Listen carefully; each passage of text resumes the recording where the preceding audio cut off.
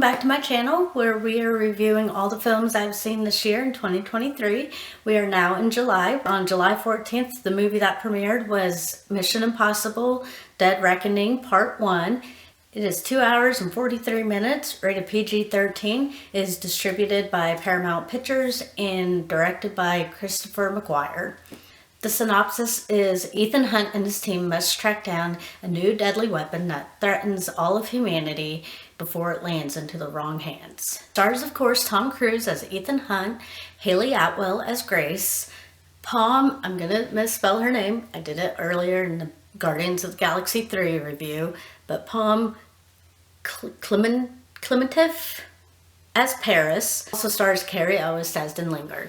Again, kind of like how I was with Indiana Jones and that whole franchise, I have not watched any of the Mission Impossible films. That to me is more like the Bond franchise as well. Again, I've never really been into action movies.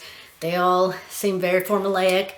I almost got one of the characters from Indiana Jones and almost reviewed him in this film, but he was in Indiana Jones, so I had to remember which movie he was in because I watched both of these not back to back, but back to back monthly. So in June was Indiana Jones, July was Mission Impossible. So they're very similar. Again, kind of like what I was saying with Indiana Jones, there's always that scene where they're overseas, narrow roads, and there's a huge car scene, and there's a huge one in this. It's really great. But again, it reminds me like copy and paste. Is it from the films Taken, Indiana Jones, Mission Impossible, the Bond films, and this is a part 1 of 2 parts, Dead Reckoning. So I don't even know how many Mission Impossible films there are out there to watch. So I definitely did not go on a Mission Impossible binge like how I did with Scream. I went down and watched all the Scream films. There's actually a lot of franchises I do not follow. I'm realizing I didn't follow the Scream franchise. I had to go back and rewatch all those. Indiana Jones, I never really watched any of those. And I did not go down a whole thing of that. Did not go down a whole thing on Mission Impossible. So this is the first Mission Impossible film I'm watching. So I don't know all of the background. Hold on to get my facts straight.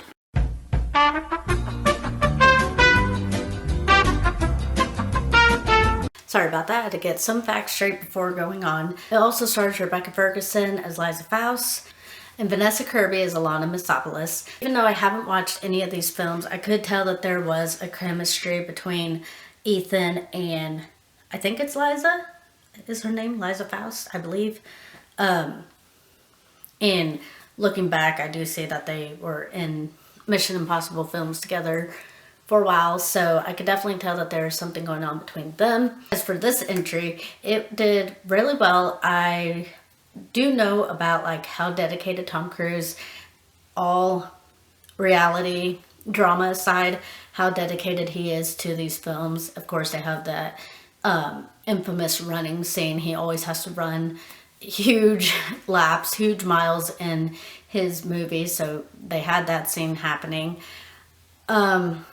I think the beginning, the intro scene to this where the weapon that they're looking for is underwater in the submarine. It was during a time when the submarine situation in real life was happening. So I don't know, it felt just very close to home in that sense. And and he also performed, this is the one where he performed the stunt of him riding that bicycle, and then you see him like going off the mountain. I wish they hadn't not only promoted that, but shown the behind the scenes and shown it so many times. Even in the trailer, they showed it so many times that like even when we're sitting there watching this film, I'm like, oh, here it is. And it is very anticlimactic because it's like, obviously, we've seen it. It was really cool, obviously, to see.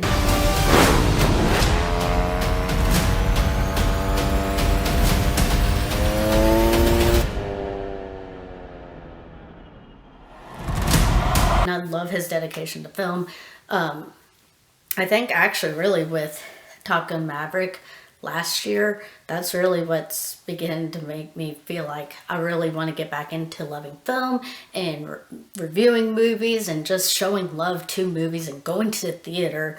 Of all these movies, I believe there's only 2 of them I did not see theatrically.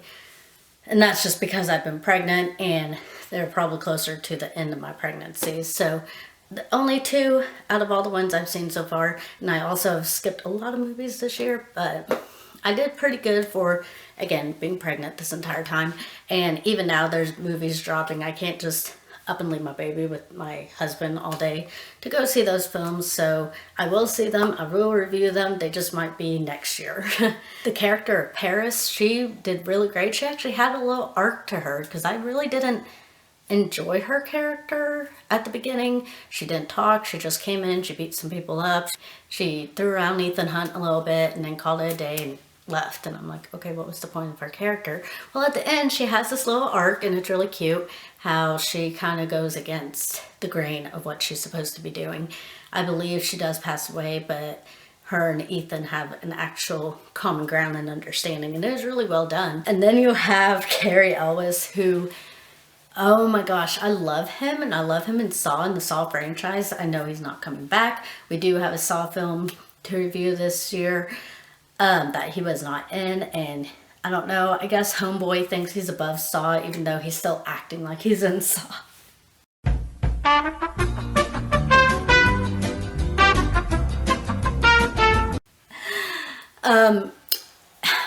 I don't know really any other acting parts he had except for, there is another one he is in that was kind of funny. He just, I don't know, to me, his acting is very comedic. It's like, is that the character or is that him? But in every single film, he's kind of acting the same way. And you still have that scene, I can only compare it to Saw films because that's where I see him the most, where in one of the Saw films, John Kramer, the killer, is like, I have a job for you, Dr. Gordon. He's like, huh? And he's like, I need you to take care of Jill Tucker. He's like, oh, like that. And he has this moment in here too. They're like, okay guys, this is the mission. He's like, huh?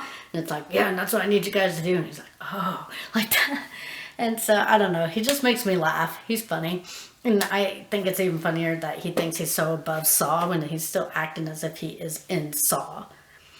I don't know, but whatever. He's a good actor. I love seeing him in things. I like that he's still acting.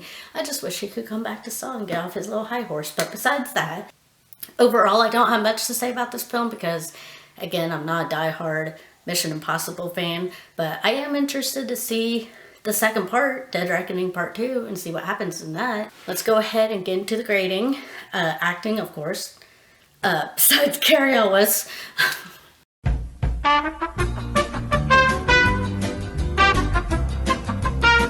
Besides Cary Elwes, I think the acting was great, and I guess for him it was great because it's the same acting he's had. It had intrigue. I was very intrigued by the weapon that's in the submarine. It had a story and it had a script. And the editing was really well. Overall, I would give Mission Impossible Dead Reckoning Part 1 a C-. So if you guys have seen this film, tell me what you guys thought about it. Make sure to like this video, comment down below. Let's get a conversation started. And make sure to subscribe because I still have quite a few movies to get through before the end of the year. All right, thanks. I'll see you guys later. Bye.